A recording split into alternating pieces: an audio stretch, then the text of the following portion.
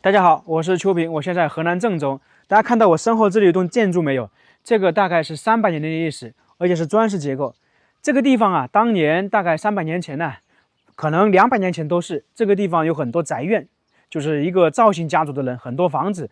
然后这栋房子呢，为什么单独来讲一下呢？因为它比较独特，它是小姐的绣楼。在古代，我们经常说小姐是大门不出的，经常在家里面。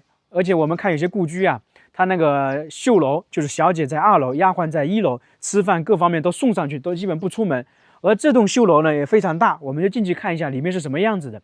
整个的话，基本上绣楼是在宅院的深处，可能就比较最里面，旁边还有其他的房子。我们现在进去看一下。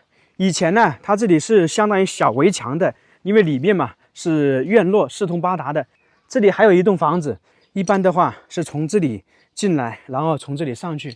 这现在有点裂缝了，所以要小心。我们电视剧经常看绣楼，但是那个是演绎的，真正的绣楼是什么样子的？我们今天就带大家来体验一下，看看里面的布局。很多人没有见过，我也没见过，而且这种是富豪人家的，外面也有围墙。整个这一块呢，都是他们赵姓家族的。进来看看，现在全部倒塌了。它这个也是2层的，上面还有1层。啊，这都是木头啊，这是木门。以前呢，上2楼就是通过这些楼梯上去，这个楼梯也腐烂了。那这个呢，就是一般正常来讲的话，就相当于地宫里面壁龛放祖宗牌位，但是这里应该不像。下面呢，一般是这个千金大小姐在这里那个学习呀，就我们说的琴棋书画，可能就在这个房间，就在这里学习啊。我们说的古筝啊，或者其他的都在这里读书。因为特别是大小姐啊，千金大小姐，富豪人家，她也是对子女重视教育的，不管是男的还是女的，也是重视教育的。为什么呢？因为讲究门当户对嘛。她这个赵姓家族的小姐，那么嫁给的也是大户人家。那大户人家这个小姐嫁过去呢，是要持家的，是要掌管那个家里的财政的。为什么？因为也叫祖母嘛，一般都是这样的。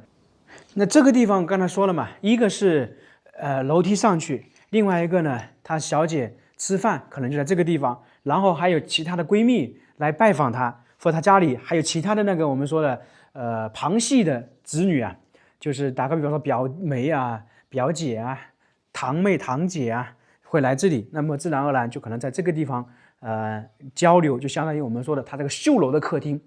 然后刚才我们看到了这个里面呢，他表妹、表姐、堂姐、堂妹也会来这里琴棋书画来交流嘛。那2楼呢，就是他那个休息的地方、睡觉的地方。这个小姐的绣楼就是这个样子的，大家见过没有？现在已经看不到生活的痕迹了，但是我估计啊，这个地方几十年前还是有人居住的。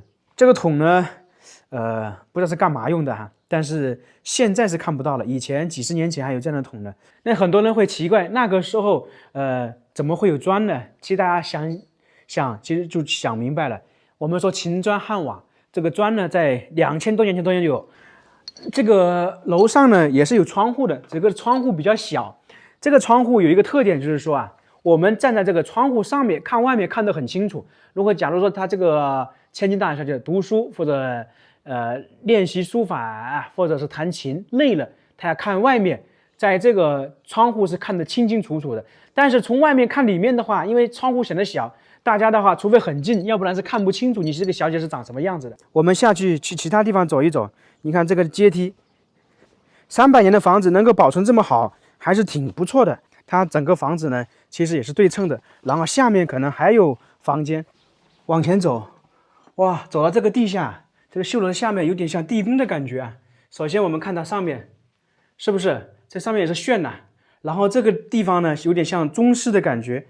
然后再往前走，这里就是后室，哇，有点像啊，你看看下面是砖，然后那里有个洞，是不是有点像盗洞的感觉？然后下面还有一些衣服，这个真的很像啊。上面也是我们说的拱券，是弯曲的，就跟窑洞的感觉，也跟地宫的感觉一样。这个一般的人没有灯，在这确实会害怕啊。这个上下的门呢，都是一样的布局，都是一样的材料。这旁边呢，它都有一些房子搭配的，只是损坏了。那差不多了，我们这个绣楼还有它的建筑都看完了，挺有意思的吧？小姐的绣楼啊，原来是这个样子的，可能很多人没见过啊。现在一堵方笼啊，下面呢就跟地宫一样的，下面可能是储存东西的吧。